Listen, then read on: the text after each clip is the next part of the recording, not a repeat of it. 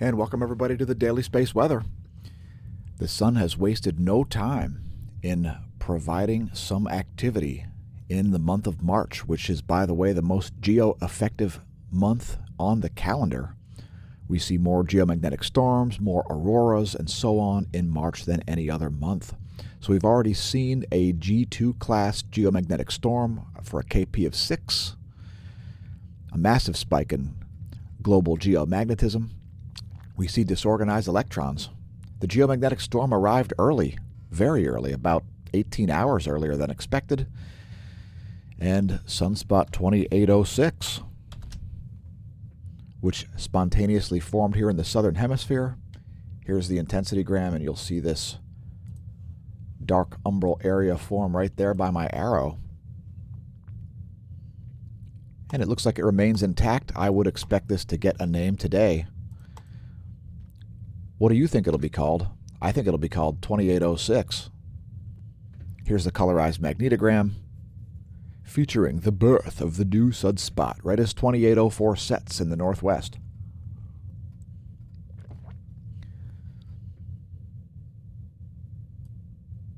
And here's the setting mode of sunspot 2804, the one that provides the largest solar flares we've seen in months. A couple of C-class flares kicked off there, as well as coronal mass ejections.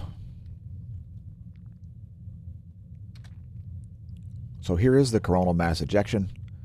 This is the SOHO-LASCO C3 spacecraft. It's located at Lagrange point 1, in between Earth and Sun. And we're expecting most, if not all, of the ejected material to miss the Earth to the west. As you can see in that image, and that bright point there in the lower right, that would be Venus.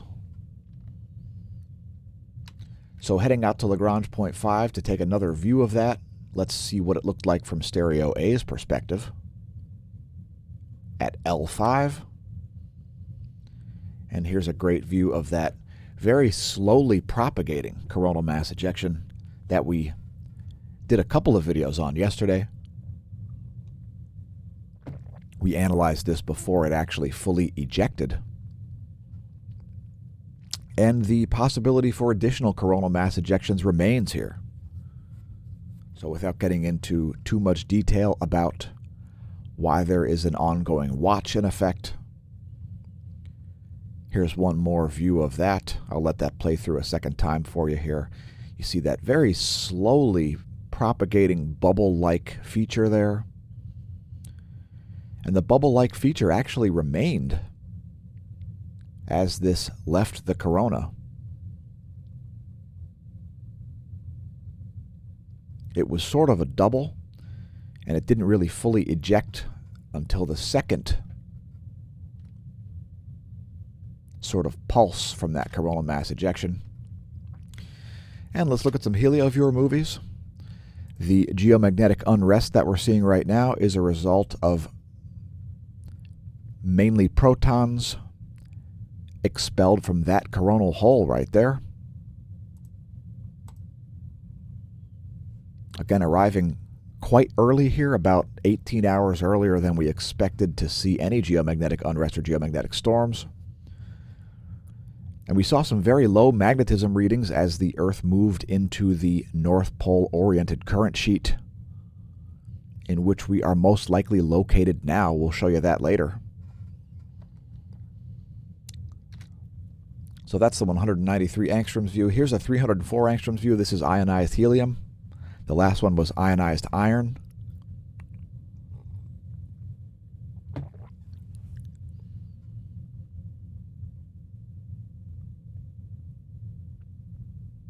And we'll bring up one more full disk image here in 171 angstroms, my favorite wavelength. Leave us a comment. Let us know what your favorite wavelength is. We know many viewers like the 131 angstroms. Here's 171. And we'll show you close-ups of the north and southern hemispheres and a close-up of the setting of sunspot 2804 toward the end of the video. So make sure you stay tuned for that.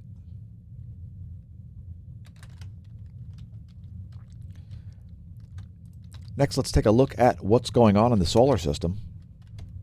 Here at the Smash News Network, we prefer for our viewers to have a comprehensive understanding of space. Thanks again for being so spaced out viewers.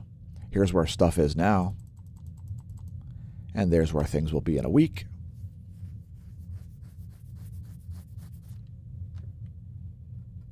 As Venus begins to swing around to the opposite side of the sun. Here's a star chart. If you're interested in what's going on above your head, check out in-the-sky.org. We're not paid to say that. We're not even affiliated. We just use this for our star charts. Just put in your zip code or your city, and you can create a star chart for yourself as well. If you're up before dawn and you have clear skies, you may see the moon up there north of the ecliptic right now.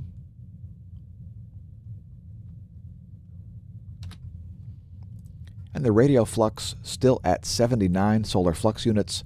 And for you new viewers, the radio flux is a measurement of the solar corona and the upper chromosphere. Here is that in context. It's this black line right here. And the red line there is sunspot number. You can see how proportional the radio flux is to sunspot number. Here's the official NOAA forecast. And you can see there was no geomagnetic unrest forecasted until 2100 Universal Time today. We saw geomagnetic storm conditions of G2 here already at about 3 a.m. Universal Time. Let's check out some more eruptions. Which volcanoes are erupting, you're asking? Well, if you weren't asking, that's okay. We'll tell you anyway.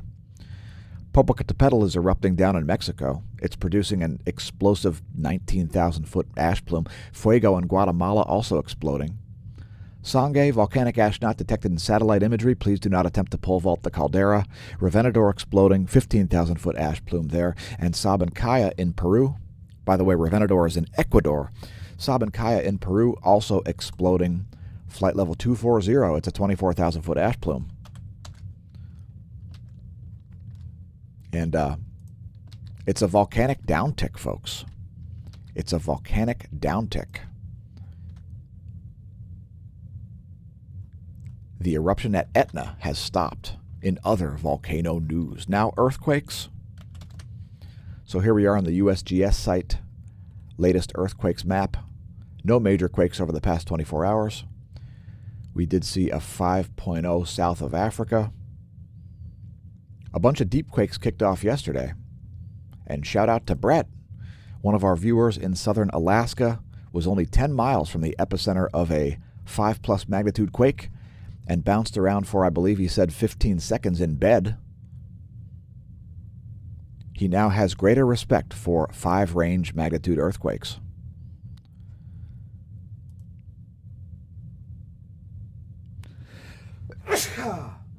Excuse me. All right. A couple of deep quakes here. This one's a small one in southern Alaska once again. Here's a deep quake in Papua New Guinea. It's only a 4.3 magnitude. Here's a 4.5 magnitude under Bolivia, near central South America here. That's over 530 kilometers. Here's a deep quake at the Philippines, a 4.1, a 5.5 at the Loyalty Islands. Northwest of New Zealand is, I believe, the largest of the past 24. 5.5 magnitude quake there. Oh, I stand corrected. I think it's this 5.8 at Vanuatu, which is actually pretty close to that 5.5. To its northwest, actually. That came in at 1837 last night on the 28th. A 4.8 at Iceland.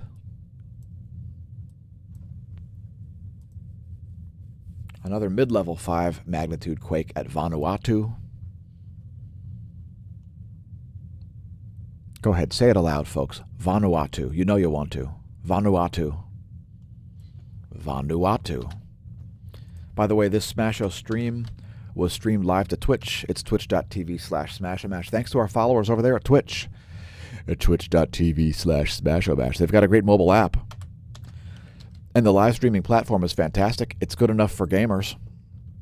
And did you know I am a gamer? More on that later. Thanks to our YouTube subscribers.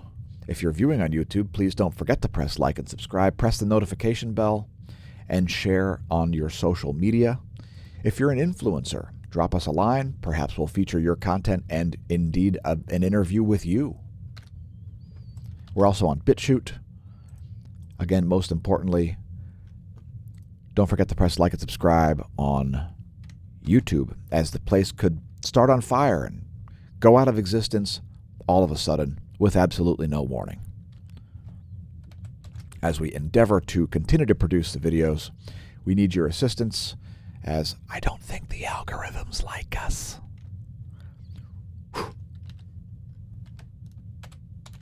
Also visit our own websites. And let's do a cosmology segment.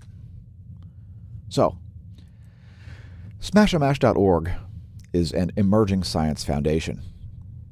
And we've created our own websites here. smAsho.org will redirect you to smAsho.com. You can find our social media and contact information there, as well as links to our 3 different merch shops, smAsho Merch, smAsho Store, and Smash Store, as well as our forum. And if you go to the forum, you will find this, the latest forum thread, I believe, is a forum thread about the, quote, grand solar minimum, end quote. So, by the way, the thread is open to whoever wants to post and has no bias nor agenda. The thread is neither attempting to convince of nor detract from the, quote, grand solar minimum, end quote, hypothesis. The first thing I've done is put up this graph here, which is 1,000 years of solar activity. So what you're looking at here is, this is the carbon-14 counts, this top line, and this is taken from wood samples in European wooden structures. They were built at a known time, so we're going back 1,000 years here. We're using a proxy of cosmic ray flux here, in that cosmic ray flux creates carbon-14, and the wood stores that carbon-14. And what you're looking at are the solar cycles here. So the frequency of these spikes and troughs have 11-year periodicity, going back all the way to 1,000 years, which tells us something. The 11-year, or you could say 22-year full solar polar reversal cycle certainly was most likely still going on 1,000 years ago. And we only have sunspot numbers back into the 1700s, when they first started to be counted, when people had telescopes. So, in any case, check out this chart and let us know in the comments if you see a cyclicity here. The only cyclicity I see is the 11-year sunspot cycle. I would note a larger range since sunspot counts started to happen. Nothing else on that. And remember, folks, heliophysics is cosmology. It's part of the reason why we cover it. Now let's take a look at a random object here on the Neil Gorell Swift Bat X-ray Observatory. Today's random number between 1 and 1031 is 107. Yesterday we looked at supernova at 1987A, and entry 107 is NGC 1275, a Seyfert 2 galaxy, which is a type of active galactic nucleus, otherwise known as 3C84. Here are the X-ray transient outputs of galaxy NGC 1275. Let's take a quick look at it on Simbad. Is it a spiral galaxy? It looks like it's an irregular galaxy. Pretty cool. And we'll look at it in a few wavelengths here on Aladdin Light. It looks like it's a semi-spiral galaxy, as we see some evidence of spiral arms here. It's kind of like in between an elliptical and a spiral galaxy, so it's an interesting one. Again, otherwise known as 3C84. Here it is in the infrared spectrum. And let's see what it looks like on Chandra, the Chandra X-ray telescope. And it has quite a large X-ray range here. I guess I would call this mainly an elliptical galaxy. Again, you can see some evidence of spiral arms there, as well as these blue spots here, these are dust lanes where there is less X-ray emission because it's being absorbed, refracted, and or heated up. The dust is absorbing, heating up, refracting, and orienting to electromagnetic radiation there. And it's obscuring some of those X-ray emissions. And that's today's cosmology segment, ending with galaxy NGC 1275, Seyfert 2 active galactic nucleus. Let's move on. No more major solar flares over the past 24 hours. And here are those two C-class flares. This one here is the largest one we've seen in months. And that was associated with coronal mass ejections, the one we showed you earlier in the video. We don't see any proton strikes at the GOES 16, which makes its measurements at the F ionosphere layer. There's the proton flux over the past 3 days, and we haven't seen any proton events for months as well. Next, looking at the real-time solar wind to see the signature of the incoming coronal hole wind stream, and we have this standard coronal hole wind stream signature here. So this is what we always see when we see coronal hole wind stream strike. An uptick in the solar wind density, followed by an uptick in the solar wind velocity. So the density made it up to about 30 protons per cubic centimeter there, and now is coming down as the velocity goes up. I don't think the velocity increase is done yet, although we have seen it make it up to around 530, around 540 kilometers per second. Current conditions are about 12 protons per cubic centimeter in terms of density, and that is primarily hydrogen nuclei, by the way, folks. About 90% of the solar wind consists of hydrogen nuclei. The rest are helium nuclei, ionized helium, electrons, and essentially the rest of the elements on the periodic table. Current solar wind speed conditions, 495 kilometers a second. Solar wind density, 12.4 protons per cubic centimeter. So here's the KP chart showing you the KP of 6 that happened about 4 hours into the month of March, the most geo-effective month on the entire calendar. And for you new viewers, the KP index is a measurement of global geomagnetism. We've got all kinds of auroras kicked up and stuff, so let's check out geospace magnetosphere movies. We've got some high velocity zones in the magnetotail region back in here as protons get accelerated back out of the magnetosphere into the solar wind, and that reintegration causes them to speed up to higher velocities. What doesn't cause them to speed up to higher velocities is Nibiru, a non-existent figment of people's imagination. Here's the density, and keep in mind this only shows you a density of 0 to 4 protons per cubic centimeter. When you see it pegged like this, you've got high density shown in dark blue and low density shown in white. Let me shrink that down so we can see the slider. Pretty standard coronal hole wind stream here, and here's the pressure. This is in nanopascals.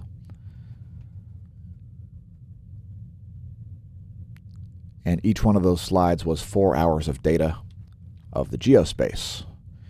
Here are the ground magnetic perturbations. And we see significant ones, significant auroras kicked up. We'll show you the 30-minute auroral forecast momentarily.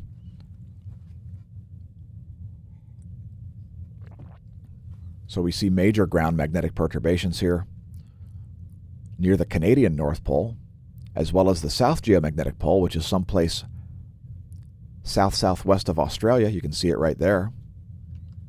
Less so over the Siberian North Pole. Here are the polar views. And we'll let that play through since it refreshed. It refreshed for your convenience.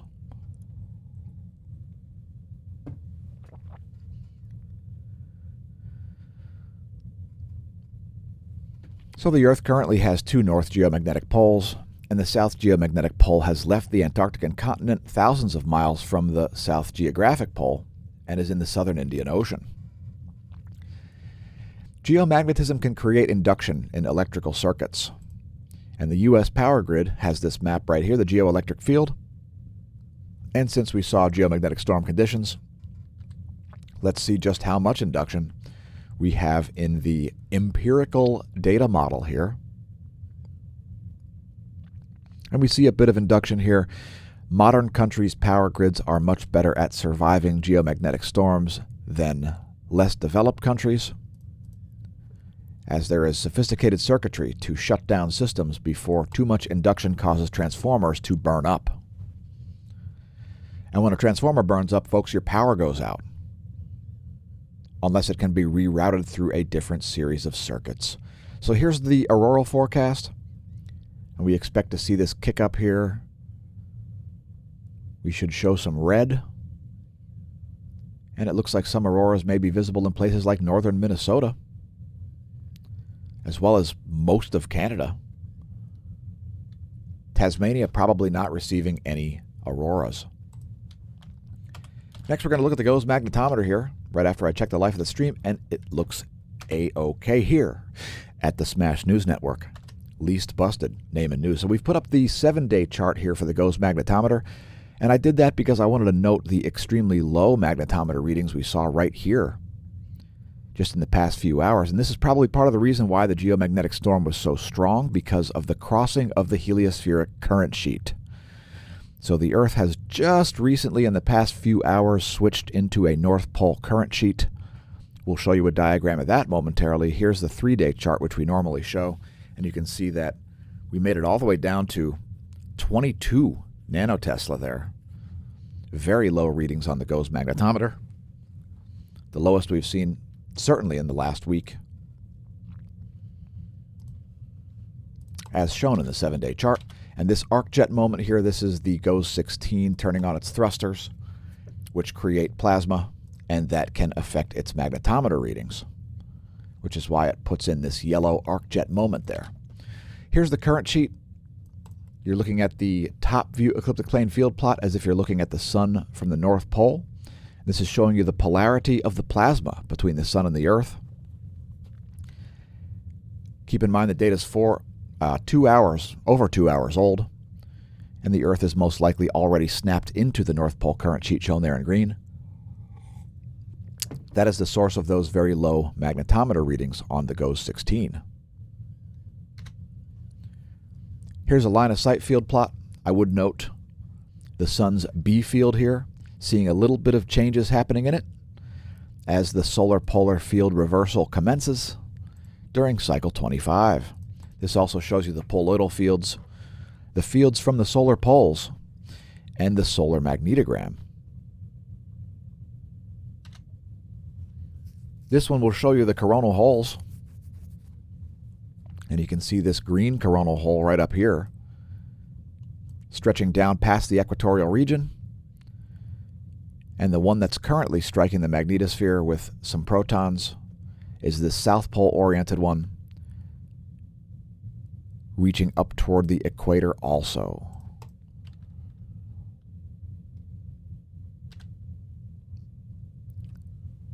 Here's the coronal field plot.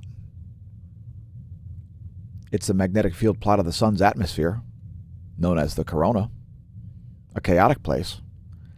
And we actually see lots of closed potential field surface source lines here shown in pink, all in the Earth-facing portion of the disk. Moving on, here's a diagram of the atmosphere. If you have to pause this, feel free. We've got to move on. We'll be here when you get back. It's the beauty of video on demand. Here's another diagram. It shows you the inner and outer Van Allen belts, as well as the altitudes in miles of various spacecraft. Again, feel free to pause. We'll still be here. Here are the charging hazard situations. And we see some charging hazards here over both the Caribbean, Mexico, and the Central Pacific, at least the easternmost portion of the Central Pacific.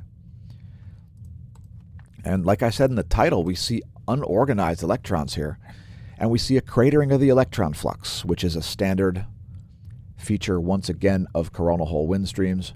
No real surprise there. Here's the one-year chart to put that in context. And here's the forecast model. I would tend to agree with the forecast here.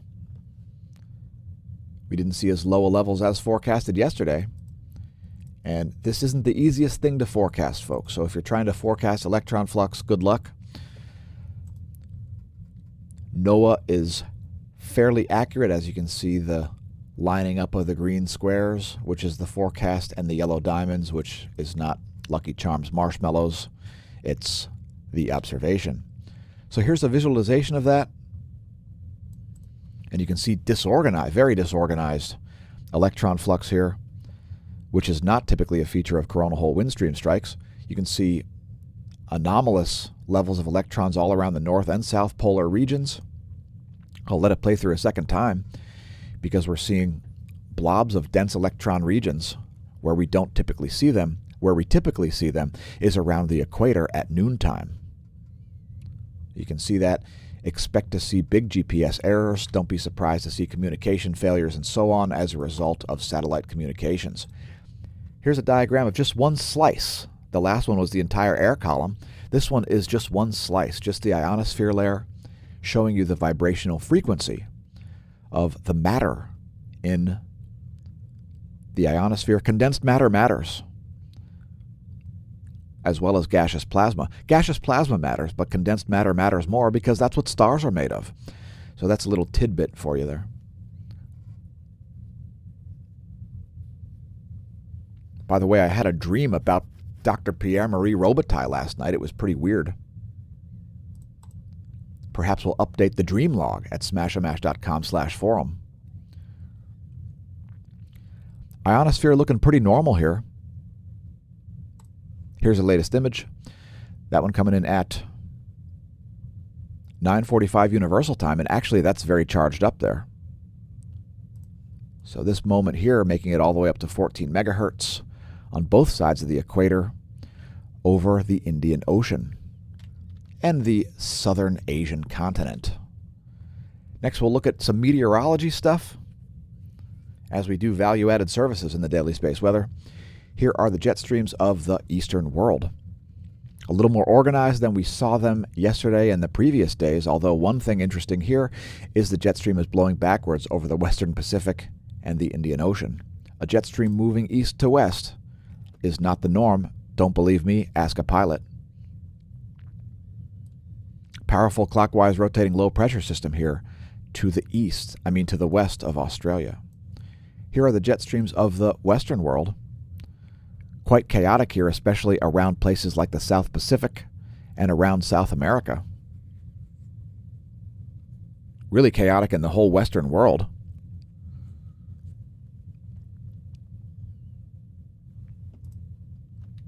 And the jet stream is probably the best indicator for global weather. If you had to look at only one variable and predict the weather for the whole globe, I would use the 250 hectopascal winds on nullschool.net. Next, we'll look at a real-time lightning map. And will I say, oh my God? Here at the Smash News Network, we like to say, oh my God! We see some terrestrial lightning here over Texas.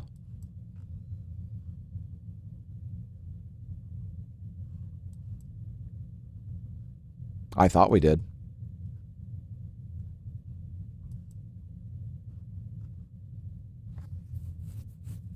Here's some off the west coast of South America.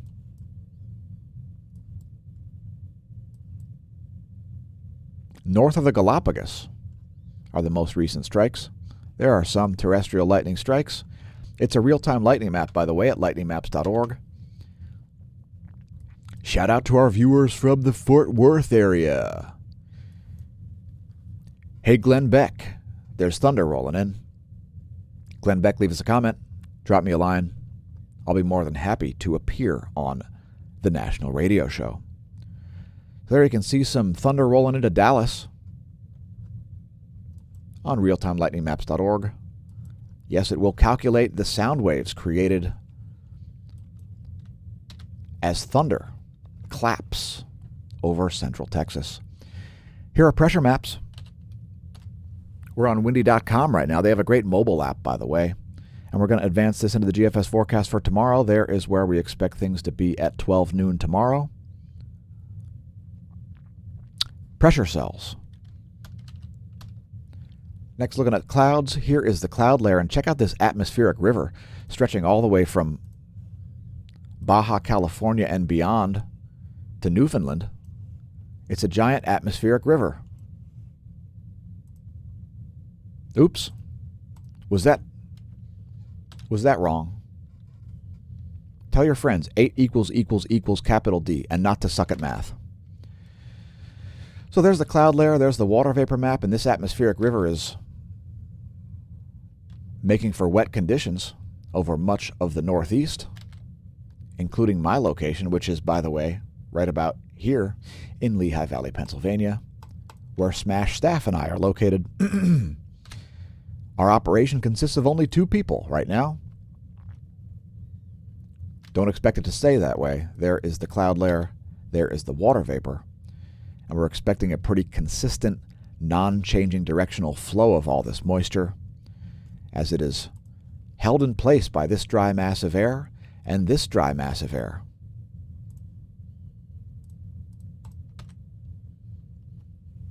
Here's a U.S. Doppler.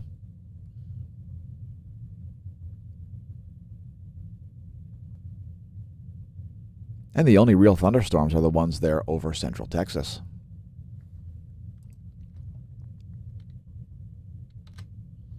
And hey, smAsho team, thanks for tuning in. The most important members of smAsho team are our patrons. Thanks to our patrons for being the true source of funding for this content. Please consider becoming a patron, increasing the probability that these videos will continue to exist, remain publicly visible, and free for everybody to view. You could do so at patreon.com/smAshomash. And if you're viewing on YouTube, etc., press like, press subscribe, press a notification bell, and share with your friends and foes on social media. And once again, if you're an influencer, drop us a line. We'll be more than happy to feature your channel, depending on what it is. If it promotes fraud, we won't be featuring it. And here come bonus features. And the bonus features will be in the form of an ultra-high-res colorized magnetogram and an intensitygram to see the status of likely Sunspot 2806. So let me zoom out. There we go. Here's Sunspot 2806 right there. And it's been a sunspot long enough, I think, already to get a name. They need to have umbra for more than 12 hours. And there it is. It's actually a beta class, as we see some weak trailing umbrae right here. I would say that's a beta class sunspot as a result of that. And you can see a little bit of darkness associated with these North Pole umbrae. Let's look at some close-ups.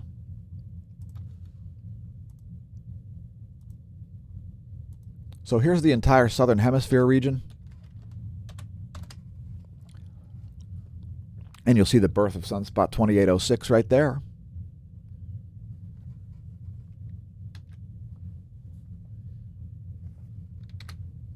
Here's the northern hemisphere region. And you see the setting of Sunspot 2804.